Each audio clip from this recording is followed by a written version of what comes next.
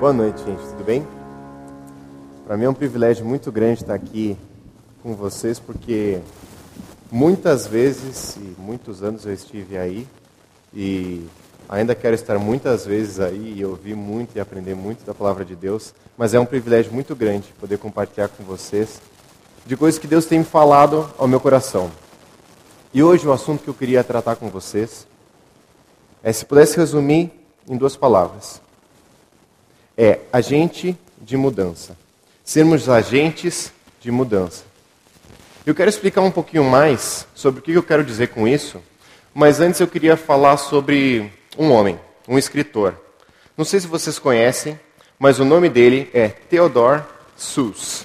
Ele é mais conhecido como Dr. Seuss. E ele é conhecido Monteiro Lobato americano. Se pra gente a historinha do Sítio do Pica-Pau Amarelo é conhecida e tudo mais, por causa de Monteiro Lobato, para os americanos, as histórias de Dr. Seuss são conhecidas entre todas as crianças. E uma dessas, ela até virou um filme recentemente. Esse filme se chama O Lorax. E o filme trata sobre o desmatamento das árvores.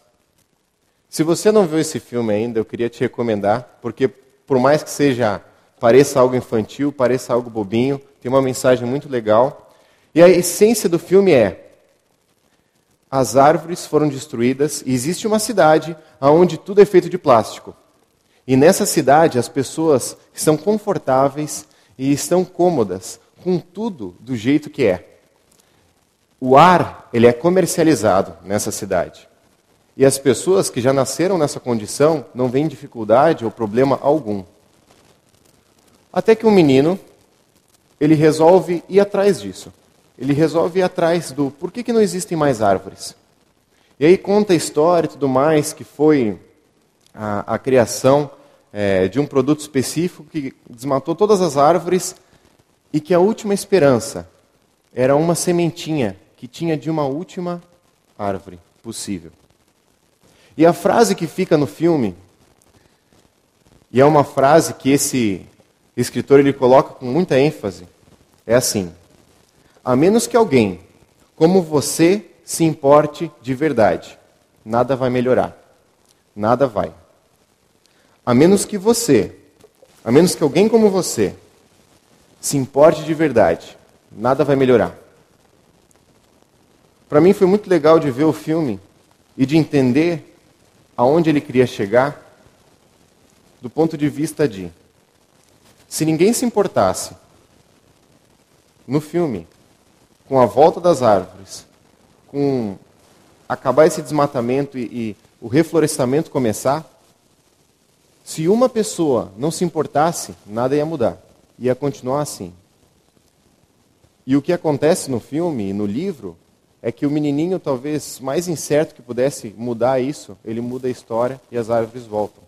Você fala, nossa, que história bonitinha. Um livro bonitinho, um filme legal. Gostaria de ver, tudo bem.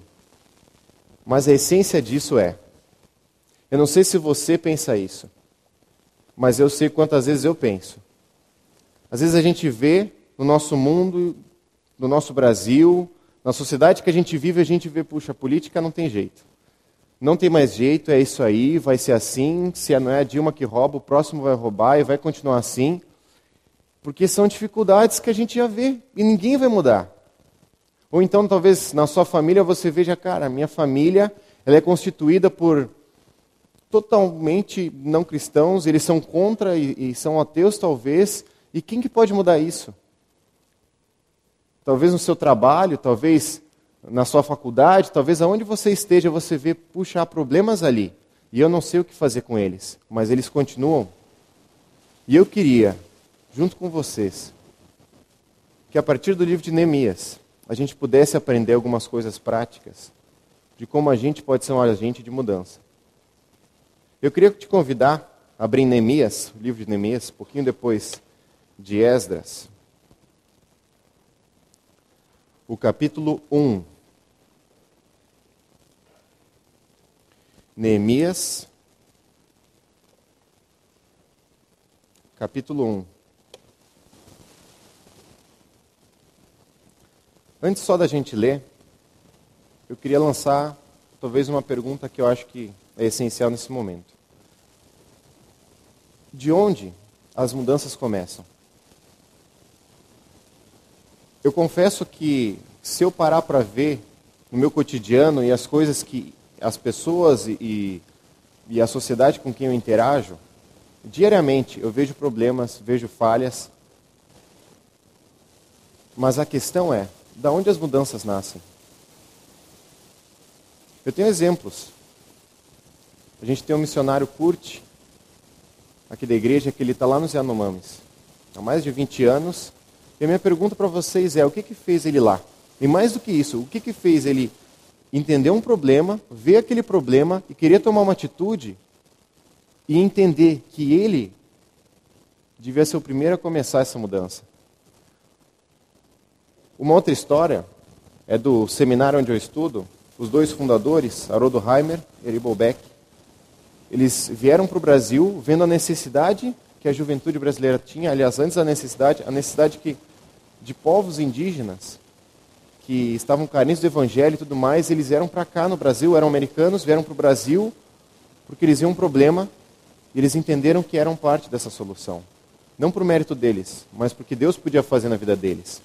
E através disso, eles vêm até aqui, trabalham na tribo, e eles veem o trabalho crescendo e vem mudando algumas coisas, e eles entendem finalmente o problema da juventude brasileira. E quando eles veem o problema da juventude brasileira, vem, puxa, a juventude não tem acampamentos, não tem um lugar onde primordialmente eles vão ouvir do evangelho, então a gente pode ser essa mudança. E o que eles fazem é fundar ali o acampamento em Atibaia, Palavra da Vida. E hoje a gente vê em vários estados e vê um fruto disso. Mas aqui tantos adolescentes e jovens que vão equipar no PV Sul. Porque duas pessoas um dia se dispuseram a ser usadas por Deus. E a gente encontra isso na Bíblia, em Neemias. E um pouquinho antes da gente ler, eu só queria passar um pouco do contexto do que está acontecendo ali. Israel estava dividido entre o Reino do Norte, onde 10 tribos faziam parte, e o Reino do Sul, onde só Judá e Benjamim faziam parte. Esse Reino do Norte, por toda idolatria, todo afastamento de Deus, eles já tinham sido destruídos, dizimados. E o Reino do Sul, eles tinham sido levados cativos pelos babilônicos, e depois, quando os persas eles dominaram o mundo antigo, eles estavam sob o domínio dos persas também. E aí a situação em que Neemias se encontra é de que algumas pessoas, alguns judeus, entenda judeus como os que são na tribo de Judá e Benjamim, alguns deles, eles passam a voltar lá para Jerusalém. E nesse retorno, eles conseguem a reconstrução do templo e algumas coisas pela obra de Deus. E aí tem um grande problema. Tem um grande problema porque a cidade de Jerusalém, da qual seria a morada deles, ela estava sem muros em volta. E uma cidade naquela época, sem muros, era uma cidade totalmente desprotegida. Era a cidade em que qualquer inimigo, ele saberia que seria muito fácil de entrar lá, roubar tudo, sair e ninguém ia fazer nada. Porque por mais que eles tivessem um exército lá dentro, eles teriam que vigiar a cidade o tempo inteiro. As muralhas em volta serviam para tanto proteger, quanto para mostrar o crescimento da cidade. Se vê um inimigo, eles têm o tempo de armar uma estratégia para ir até lá. E Jerusalém não tinha isso. O povo estava totalmente perdido. Eles tinham perdido praticamente toda a herança cultural do povo judeu anterior, por causa de tudo isso deles serem levados cativos. E aí eu queria convidar você a ler o primeiro capítulo de Neemias, do primeiro versículo até o 4º. Fala assim: as palavras de Neemias, filho de Acalias, no mês de Quisleu, no 20º ano, enquanto eu estava na cidade de Suzã. Anani, um de meus irmãos, veio de Judá com alguns outros homens, e eu lhes perguntei acerca dos judeus que restaram, os sobreviventes do cativeiro, e também sobre Jerusalém. Eles responderam: aqueles que sobreviveram ao cativeiro estão lá na província. Passam por grande sofrimento e humilhação. O muro de Jerusalém foi derrubado e as suas portas foram destruídas pelo fogo. Quando ouvi essas coisas, sentei-me e chorei. Passei dias lamentando, jejuando, orando ao Deus dos céus. Eu não sei o que você vê quando lê uma passagem assim, mas o que eu vejo, e talvez descrevendo em uma palavra isso, seria sensibilidade. Quando Neemias, ele escuta o que Anani fala a ele, de quem ainda restava do povo, ele toma atitudes. E a primeira coisa que a gente vê no texto é que Neemias, ele não esqueceu da onde ele era. Ele não esqueceu quem eram os seus. E esse Anani provavelmente era um irmão dele mesmo, de sangue, próximo. E ele não esqueceu disso. Quando a gente olha a história de Neemias, a gente vê que ele era o copeiro do rei. E o copeiro, naquela época, era aquela pessoa que antes de servir o vinho ou qualquer coisa para o rei, ele experimentava. E se algo tivesse de veneno ali, quem morria era o copeiro, e não o rei. Ele era como se fosse...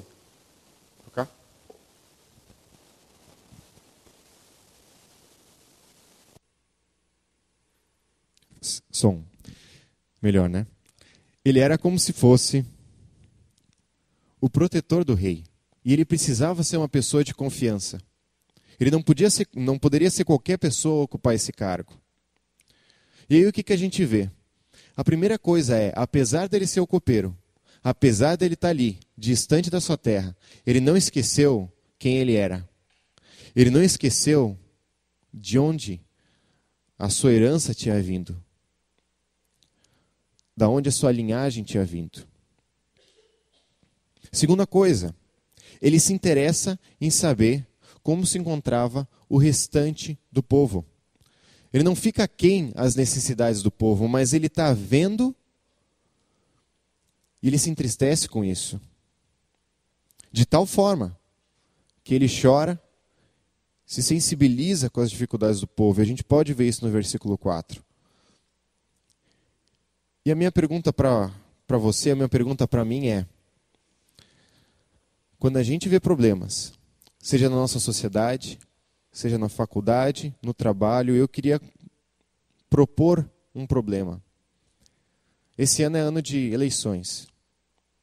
E o que a gente mais viu na COP o ano inteiro é as pessoas falando mal da Dilma e como tá ruim e como tá horrível isso, mas deixa eu confessar uma coisa. Eu sou um desses que já reclamou, mas poucas vezes eu fui atrás para tentar descobrir um pouco mais disso. Poucas vezes eu fui atrás para procurar entender um pouco mais a política, para fazer um voto consciente, para fazer algo que possa agregar.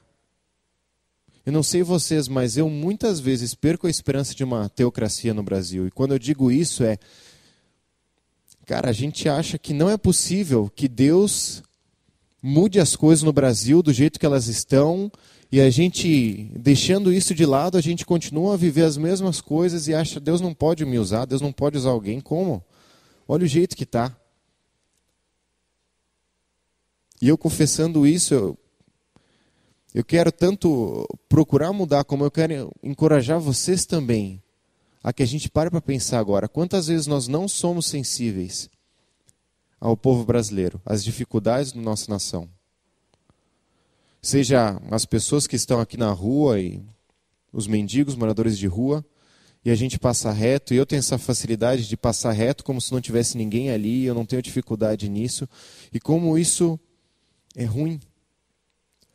E a gente vê as dificuldades que tem na educação e tudo mais, e a gente pensa, não, isso é assim mesmo, o Brasil é assim mesmo, não tem mudança, cara, por que não? Deus não pode fazer nada? A partir do momento que a gente está sensível a ver as necessidades do povo, a ver os problemas que estão acontecendo, coisas podem acontecer, e foi isso que aconteceu ali. Se a gente olha o final da história de Neemias, cara, é muito legal. Os muros foram reconstruídos, Jerusalém voltou e tudo mais, mas se nesse momento ele não tivesse sensível às necessidades do povo, eu não sei se algo mudaria. Talvez Deus levantaria outras pessoas, talvez de outra forma Deus fizesse isso. Mas a questão é a sensibilidade de Neemias gerou mudanças para todo o povo. E eu não sei como ele se encontrava, a gente vê um pouco depois no texto, o quão ele tinha temor por tomar alguma atitude nesse sentido, mas a primeira atitude que ele tinha era a sensibilidade de ver que existia um problema. E eu queria te convidar a pensar na sua vida, quais problemas que você tem visto. De novo, seja familiares, sejam na sociedade, sejam no seu trabalho, na sua faculdade, no ambiente aqui da igreja. Eu acho que a gente tem facilidade também de chegar na igreja e achar que existem tantos problemas. E o que eu mais quero é não tratar com pesar disso para vocês, não apontar o dedo para ninguém, porque eu vejo que eu tenho muita dificuldade nisso. E que é uma luta que cada um de nós podemos ter a cada dia. Mas a questão é, a gente vê problemas, a gente vê dificuldades no nosso dia a dia, o quão esperança a gente tem de mudanças ainda? Estamos sensíveis a essas mudanças? O que eu mais vejo quando a gente vê a história do Kurt, ele passou mais de 20 anos numa tribo, onde ele teve que aprender uma língua diferente, sair do conforto do lar, sair da onde ele estava, e ir lá, e nesses 20 anos não teve um convertido. Você fala, por que ele foi lá? Eu iria lá? Cara, eu tenho muita dificuldade de pensar isso. E aí é fácil a gente falar, não, mas Deus chamou ele. De fato, Deus chamou ele. E Ele chama cada um de nós a cada dia para as missões diferentes do seu reino. Para que Jesus ele seja refletido na nossa vida, aonde quer que a gente esteja. E que o reino de Deus seja implantado em cada lugar por onde a gente passar. Mas eu confesso que eu tenho muito mais facilidade de ver o Kurt lá e falar, cara, que legal que Deus chama algumas pessoas e esquecer que Ele me chamou também. Para trabalhar para a obra dEle. No momento onde eu me encontro, fazendo seminário, estudando, tendo a oportunidade de fazer estágios aqui na igreja e em alguns outros lugares. Sensibilidade.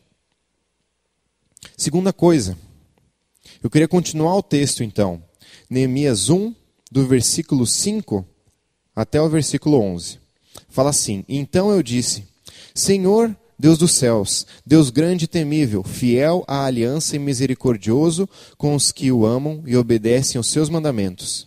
Que os teus ouvidos estejam atentos e os teus olhos estejam abertos para ouvir a oração do teu servo, que o teu servo está fazendo dia e noite diante de ti em favor dos teus servos, o povo de Israel.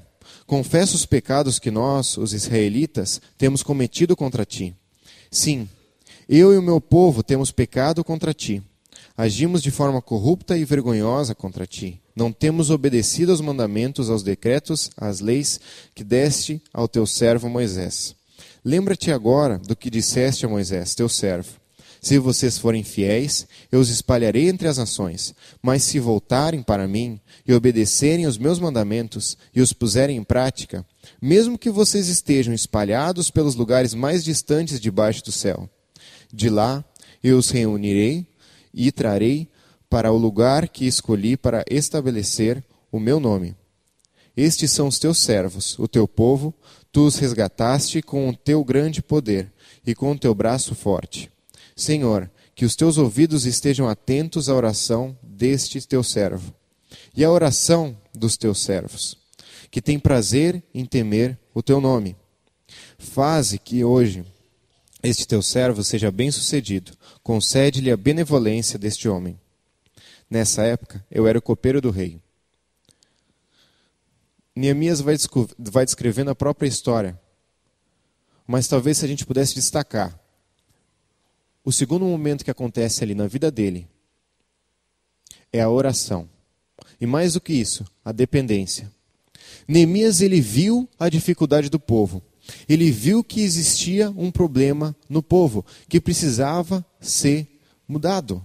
Algo que precisava ser mudado. E no caso, eram a reconstrução dos muros de Jerusalém. Isso precisava acontecer para que o povo voltasse a crescer e se desenvolver, e principalmente voltar a temer a Deus, sabendo que Deus ainda estava cuidando deles.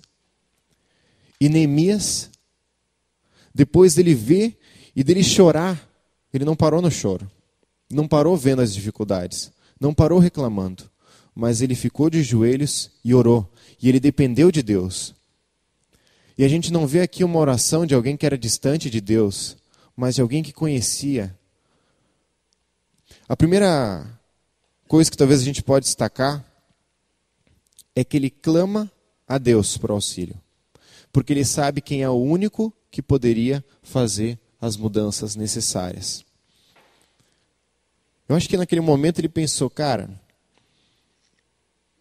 Jerusalém está destruída, os meus irmãos estão sofrendo, os inimigos estão invadindo lá toda vez, e eu não sei o que fazer. E eu sei que pelas minhas forças eu não posso fazer nada. Então deixa eu pedir ajuda para quem eu sei que pode cuidar. Deixa eu pedir ajuda para quem eu sei quem pode mudar as coisas. E foi o que Neemias fez. A segunda coisa, quando a gente olha os versículos 6 e 7, é que Neemias, ele se inclui nas transgressões e no erro do povo. Você fala, mas Neemias não estava lá. Neemias não participou da idolatria que estava antes, para que tudo isso acontecesse e que o povo fosse levado ao cativeiro. Mas a questão é, ele se entendia como sendo um judeu. Para as coisas boas, de conhecer as promessas de Deus, como para as coisas ruins, saber as consequências do que aconteceram. E ele não estava distante disso. E ele pede perdão pelos pecados do povo juntamente com ele. Ele não se distancia dos erros e das dificuldades que estão ali. Quando a gente olha também nos versículos 8 e 9, a gente vê como ele lembra as promessas que Deus fez. E a gente pode ver que ele lembra o que Deus tinha prometido para Moisés. E eu queria convidar de novo você a ler. Versículo 8. Se vocês forem fiéis, eu os espalharei entre as nações. Mas se voltarem para mim e obedecerem os meus mandamentos e os puserem em prática, mesmo que vocês estejam espalhados pelos lugares mais distantes debaixo do céu, de lá eu os reunirei e os trarei para o lugar que eu escolhi para estabelecer o meu nome. Neemias conhecia Deus. E ele sabia dessa promessa, e quando ele chega na dependência de Deus, ele fala, Deus, eu sei que o Senhor pode mudar as coisas, porque a tua palavra fala, porque até onde eu tenho visto e te conhecido, eu sei que o Senhor pode, e eu quero depositar em ti a confiança. E é legal de ver que Neemias, ele é dependente de Deus, de tal forma que o sucesso dessa missão, de algo que está se concretizando aqui, dele entender que algo precisa mudar, e que ele precisa agir, e que ele é a primeira pessoa que pode agir, depende de Deus. De novo, Neemias não para ao ver a dificuldade, mas na dificuldade, ele depende de Deus. E ele vê a sua dependência, a necessidade da dependência em Deus. Porque ele sabia que sozinho nada ia acontecer. E a minha pergunta é, será que a gente coloca a oração, seja na frente da ação, ou a oração diante dos nossos problemas? Eu acho que quando a gente passa por alguma dificuldade específica, seja saúde, seja financeiro, seja relacional, a gente tem facilidade de clamar a Deus por aquilo, mas quando a gente vê uma dificuldade que não implica só em nós, que talvez não é só a gente, é fácil a gente ficar tranquilo e deixar por isso. Eu gosto muito de ver pessoas que quando se incomodam com uma dificuldade, e eu ouvi uma vez isso e eu considerei isso muito verdade, que é: o ministério começa onde você vê um problema. Porque se não tivessem problemas, a gente estaria vivendo já no céu e não tem porquê ministério, não tem porquê, porque está tudo tranquilo já. Mas a partir do momento em que eu vejo um problema ali, pode nascer um ministério. E eu creio que Deus chama cada um para algo específico. E dentro disso, a gente tem orado para Deus para que a gente esteja sensível às necessidades dos outros. As necessidades que têm acontecido, seja na família, sociedade, e para que a gente possa depender dele, para que as mudanças possam acontecer. Falando um pouco da minha história, eu nasci em Porto Alegre, venho na Conde desde criança, e para mim tudo aqui é muito do cotidiano. Eu me lembro muito bem de todo o tempo, porque eu passei 21 anos aqui. Mas a minha vontade de ir para o seminário, estudar mais a fundo a palavra de Deus, e querer colocar em prática essas coisas, foi a ver que os adolescentes que eu estava junto na época, e talvez os jovens que estavam se criando, eles estavam talvez há tanto tempo na igreja, mas eles nunca tinham tido um encontro com Deus. Nunca tinham entendido de fato quem era Jesus. E a vida deles era muito mais uma rotina cristã do que um relacionamento com Cristo. E eu via esses problemas, e eu via essas dificuldades. E isso começou a incomodar o meu coração. E a minha oração gerou a ação de eu começar a estudar mais a Bíblia e querer levar isso para a prática. Se você me pergunta: Samuel, o que você está fazendo no seminário, o que você pretende fazer? Olha, o que Deus tem incomodado o meu coração é o que eu quero procurar fazer. E eu estou disposto a ir aonde Deus quiser e fazer da forma que Ele quiser. Eu quero estar disposto a cada dia. Mas eu vejo que o problema que incomoda o meu coração, e é o que eu quero tratar, é da juventude que está aqui, mas ainda não entendeu. E que a gente aprende a mascarar tão bem o evangeliquez e tudo mais, mas ainda não está lá. E que tem perdido tanto do relacionamento perfeito com Cristo, desse relacionamento de dependência, porque nunca teve esse clique de: eu preciso dele, eu não sou nada sem ele. Neemias vê as dificuldades do povo e vê as dificuldades que estavam ali presentes, e ele em si entendeu como sendo o agente de mudança ali.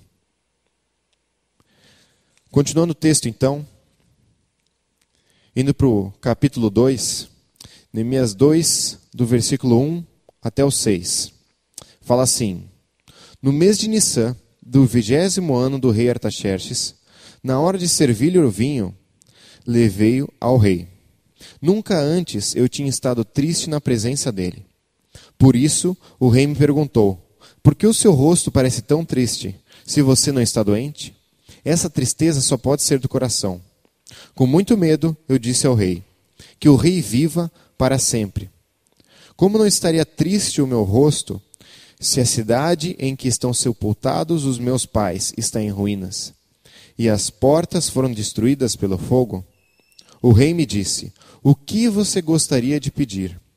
Então orei ao Deus dos céus, e respondi ao rei: se for do agrado do rei, e se o seu servo puder contar com a benevolência do rei, que ele me deixe ir à cidade de Judá, onde meus pais estão enterrados, para que eu possa reconstruí-la.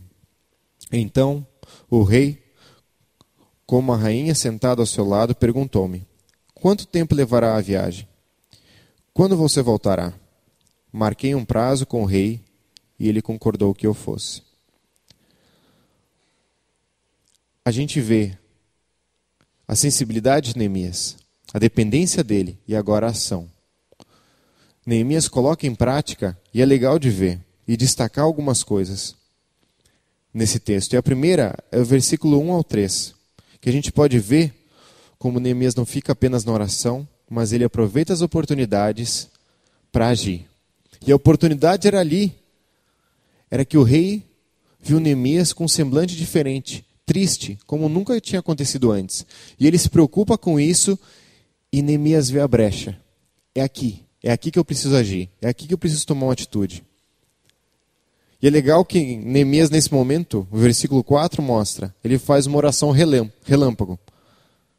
E ele fala ali, o rei pergunta, o que você gostaria de pedir? Então, orei ao Deus dos céus. E ele fala. Eu não sei qual que foi a oração que ele fez, mas eu imagino assim, Deus, é agora, me ajuda. E foi. Não era fruto de algo que ele estava vivendo simplesmente naquele momento, mas era fruto da oração que ele já tinha tido antes. Ele tinha visto a necessidade, estava dependente de Deus. E quando chega o momento, ele fala, eu não sei como é que vai ser, não sei se o rei vai mandar cortar minha cabeça, não sei o que vai acontecer, mas eu sei que é Deus quem vai estar cuidando de mim. Eu gosto muito de uma ilustração, que é um pequeno ursinho, e ele está com as garras levantadas assim, diante de um urso muito maior que ele. Só que o urso, ele está recuando. E aquele ursinho está todo corajoso assim na frente. Só que quando você vê o todo da imagem, atrás desse ursinho pequenininho, tem um urso muito maior. E eu vejo como, quando a gente entrega para Deus, seja as nossas dificuldades ou o que a gente tem de mudanças para acontecer. É como se a gente pudesse ser esse ursinho pequenininho de chegar à frente e falar, olha, eu não sei o que fazer, mas o cara de trás sabe. E eu estou confiando nele. Então, vamos junto. Com ele eu consigo. E é ele que vai fazer. E Neemias chega diante do rei e fala, olha, não sei. Se cortar minha cabeça, Deus permitiu, mas eu quero tomar atitude, porque eu sei que ele vai estar comigo. E por mais simples que a gente lê hoje o texto e fala, e o rei concordou que fosse até lá Neemias. Artaxerxes era o rei da Pérsia, o governador do mundo antigo, ele mandava em tudo e ele permite que o seu copeiro, que tinha um trabalho importante ali, ele saia para cuidar do seu povo.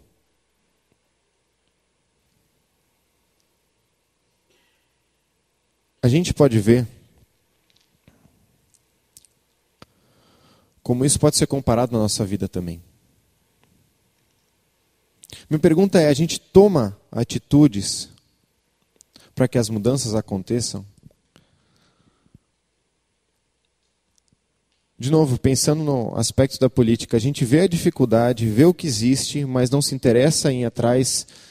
E eu já tive esse pensamento, mas eu já ouvi tantas pessoas falarem, eu não vou votar, eu não vou ir atrás, não quero, porque só tem roubalheira, só tem problema. E, cara, talvez você faz parte da solução e Deus pode te usar, seja nisso, seja na sua família, seja aonde for. E você só vai estar completo quando ao que Deus te chamou, você estiver fazendo. A minha pergunta é, quando a gente clama a Deus por auxílio, a gente está disposto a agir?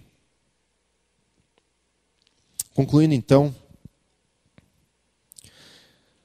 baseado na vida de Neemias, baseado no que ele viveu, e a gente vê o final da história, como é legal de ver a reconstrução dos muros e o quanto ele agiu nisso. Quando Deus agiu nisso, a gente pode ver que as mudanças começaram pela sensibilidade. E a minha pergunta para você e para mim é, aonde a gente vê problemas? Se você vê o problema em algum lugar, saiba que muito provavelmente Deus tem te chamado para ser parte da solução. Porque tal qual o Kurt, ou missionários que são chamados por Deus para irem em tribos e lugares para falarem do amor dele, a gente é chamado, ao ver as necessidades do povo, a procurar mudar elas. A minha pergunta é: quais mudanças você vê na sua vida? Você vê que no seu cotidiano você encara que são dificuldades que precisam ser moldadas e mudadas. Eu entendo muito que, baseado no que a gente lê de Neemias, quando eu vejo o problema, eu faço parte da solução. E eu devo ser o primeiro a fazer parte da solução. Porque a mudança, ela começa em nós e termina onde Deus quiser. Não consigo imaginar, não sei, o Haroldo Heimer, o Ari Bolbeck, os fundadores do Palavra da Vida aqui no Brasil, já tendo aquela pretensão gigante assim de, vai ter em muitos estados, o Brasil vai ser, o Brasil vai conhecer o Palavra da Vida e isso vai crescer a cada dia mais. Eu imagino que eles estavam dispostos a, assim, eu vi o problema, eu estou orando a dependência e eu vou trabalhar aqui. E é muito legal de ver a história deles. É muito legal de ver a história deles, do quanto eles foram dispostos e o que Deus agiu na vida deles. E se você me perguntar, tudo bem, eu posso tomar uma atitude na dificuldade que eu vejo, mas e aí? Ela termina onde Deus quiser. Eu não quero limitar o poder de Deus, muito menos dizer até onde Deus pode mudar as coisas. Quando a gente passa a ser um agente de mudança na nossa vida, no nosso cotidiano, as coisas começam a mudar. Um aspecto também disso é que ser um agente de mudança, ele pode custar tudo. Porque é a gente sair da nossa zona de conforto. De entender, puxa, no meu trabalho as pessoas a cada dia são mais descrentes de Deus. E eu sei que se em algum momento eu me levantar como um cristão e eu me posicionar assim, e eu falar do amor dele para eles, coisas vão mudar. E eu vou precisar cuidar do meu testemunho e eu vou precisar cuidar de muitos outros aspectos da minha vida ali. Mas deixa eu dizer para vocês que vale a pena. Porque da mesma forma que Deus chama missionários para o seu chamado, para coisas específicas, Ele nos chama a cada dia. Usando nossos dons e talentos, usando o que a gente tem e aonde a gente está, no nosso campo missionário, para que as mudanças aconteçam.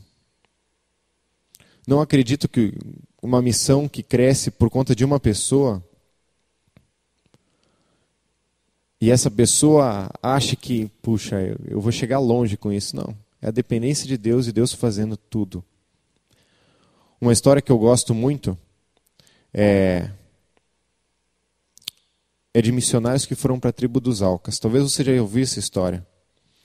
E conta-se que, há um bom tempo atrás, 5 missionários americanos, eles vieram para o Brasil e eles vendo a necessidade, vendo a dificuldade que tinha nas tribos indígenas, principalmente na dos Aucas, que ninguém tinha ido até lá. Eles desceram do seu avião e foram até aquela tribo. Passaram poucos minutos onde eles estavam dispostos a falar do amor de Jesus. E aqueles índios matam todos esses missionários. Eles eram casados, tinham esposas, e você fala como isso pode fazer parte do plano de Deus. Eles viram um problema, eles dependeram de Deus, eles agiram e assim acaba a história. Mas a questão é que as esposas, viúvas agora, apesar de toda a tristeza que elas estavam sentindo, elas passam a continuar esse sonho. E tempo depois, elas vão até a tribo. E aqueles índios, eles se convertem. E a mudança acontece lá. Para os missionários, custou a vida, custou tudo. A minha pergunta é até que ponto a gente está disposto a entregar. A se entregar para o que Deus pode fazer, através da nossa vida. E de novo, para concluir. De forma alguma eu quero que isso seja um peso para você. Porque de fato, se a gente não for um agente de mudança nos problemas em que a gente vê no dia a dia, não vai estragar nada. Mas nada vai mudar. Eu espero muito que essa mensagem seja um incentivo para você. De saber que, apesar de quem a gente é, das nossas limitações, das nossas falhas, das nossas dificuldades, a quem a gente representa é um Deus perfeito. E é Ele quem faz. E é Ele quem pode fazer as mudanças necessárias. E através disso eu queria terminar com a história do começo. Com aquela fábula das árvores. A menos que alguém como você se importe de verdade, nada vai melhorar. Nada vai. Mas se a gente se importar e querer mudar os problemas que existem hoje, Deus pode fazer. E Deus vai fazer. Como Ele fez na vida de Neemias e tantos outros personagens da Bíblia. Queria te convidar a baixar a cabeça para a gente terminar orando. Deus, eu te louvo e te agradeço, porque através da Tua palavra a gente pode ver pessoas chaves e, nesse caso, a vida de Neemias, que se dispôs a agir em prol da Tua obra, Pai. Vendo as necessidades do povo, vendo as dificuldades que haviam ali e tomando as atitudes necessárias, Deus. Eu te peço de coração que o Senhor possa incomodar o nosso coração para que a gente possa ver as mudanças que precisam acontecer no nosso dia a dia, seja na família, seja na sociedade, seja aonde for, Pai, para que a gente possa ser um agente de mudança, na dependência de Ti, Pai. E que se hoje a gente já desacreditou de que coisas podem mudar no nosso país, Pai, e que coisas podem ser diferentes, Pai, que o Senhor nos incomode para que a gente seja canais de bênção nisso, Pai, canais de mudança, agentes de mudança, para falar do Teu amor, para refletir o Teu Filho, Cristo, Pai. E é isso que eu te peço, em nome de Jesus que eu oro. Amém.